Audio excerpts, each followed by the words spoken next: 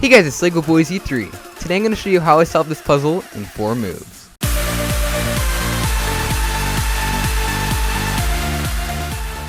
So this puzzle is called the Pyraminx Duo, and it can always be solved in 4 moves or less because it has 4 sides that can turn, and if each of them are turned once, then you can solve all of them in 4 moves. Now a really long time ago I promised to make an advanced method tutorial on this cube showing you how I always did it in 4 moves exactly, but I never really got around to it because it was too hard to explain, but today I'm going to try and explain it to you anyway. Now basically what this method consists of is turning each of these 4 corners exactly once, assuming that they're all mixed up to begin with, like this, while simultaneously moving these centerpieces around to solve them. So basically what this method consists of is first we'll get one layer, and so we'll turn each of them once to move them up into place.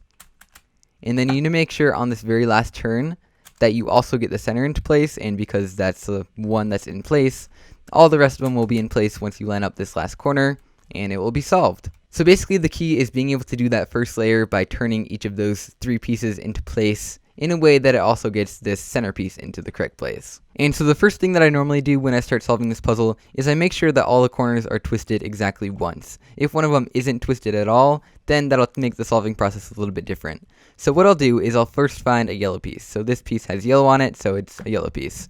This piece also is yellow, and then I'll go and find the other one. It's right here. So I'll find all 3 of the yellow corners, the corners that have yellow on them, and they all converge on this side, so I know that in the end this side will become yellow. And so if, for example, one of these yellow pieces were oriented, so like this for example, these are the 3 yellow pieces and this one is already on its correct side, then that would change the process of solving it a little bit, so we'll just keep that case off for later.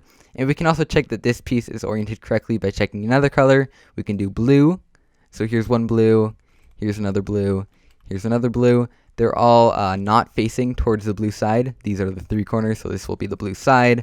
And so since none of these pieces are blue, then we know that every single piece on this puzzle is not oriented correctly, which is good. That means that we can turn each of these sides exactly once and it will get it into a solved state. We just need to do it in the correct order. Okay, so now that you've identified that first side, the next step is the most intuitive step, so it's the most hard to explain, but I'll do my best. There is a beginner kind of way that you can do it that'll make it a little bit easier. It's just a lot of trial and error, but for the most part it should be pretty simple. So what you're going to do is you're going to want to pick one of these 3 corners that has yellow on it, and that will be the last corner that you're going to be turning when you put the 3 of them up onto this side. And so we can just do this one as an example first. And so if we move this one up last, once these 2 are already in place, that means that the center here already has to be in place. So basically we want to turn these 2 pieces into place while getting the center right here, and then that will put it so you can move that piece up and it will be in the correct place. So we can now start thinking about ways that we can move these 2 corner pieces up onto the top layer while getting the centerpiece into place.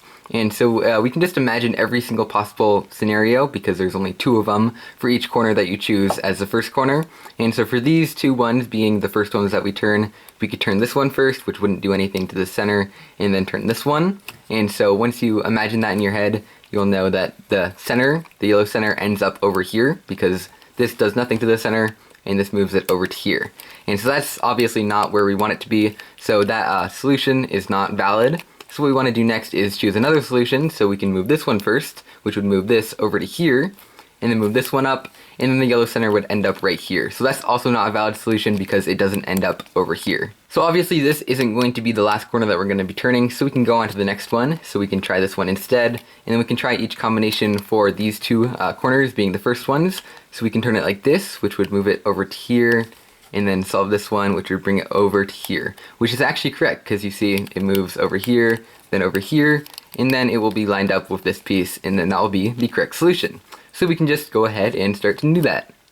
Move that one, and then finally we move the very last one, which will move up the yellow piece along with it, and then of course just finish it off with one more move, and it will always solve it like that. And so that is pretty much the entire method. So I'll just do that one more time for you guys. So these are the 3 yellow ones. This one is going to be the last one that we're going to be turning. We'll just try that out for the start. So we'll move this one up, that will move it to over to here, and this one, which won't do anything. So that's not in the right spot. So if we try and do this one first instead, and then this one, move it over to here, and then up to here back again. So that's also not the right spot because it doesn't move it over to here next to this last piece. And so we can now try out with this piece being the last piece. And so moving that would move it over to here, and moving that would move it over to here. That's not correct. And so we can try the other combination, which would be moving this one first, then this one, which would actually be correct because moving this one moves it over to here, and moving this one moves it over to here.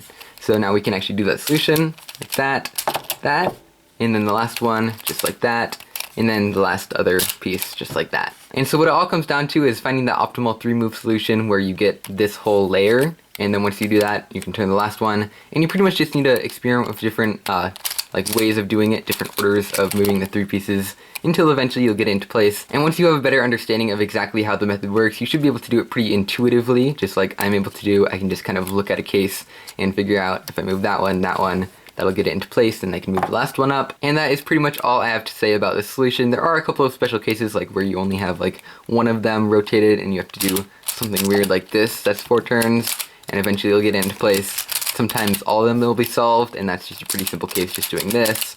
And sometimes you'll have a little bit more of a complex solution where you have something like this. And so in this case, I just kind of like look around.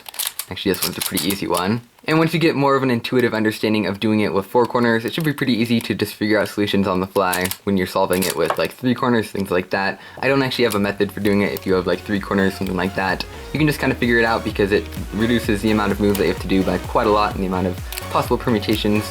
But yeah, that's pretty much it for this video. That's basically all I have on this puzzle, and I'll see you guys next time. Bye!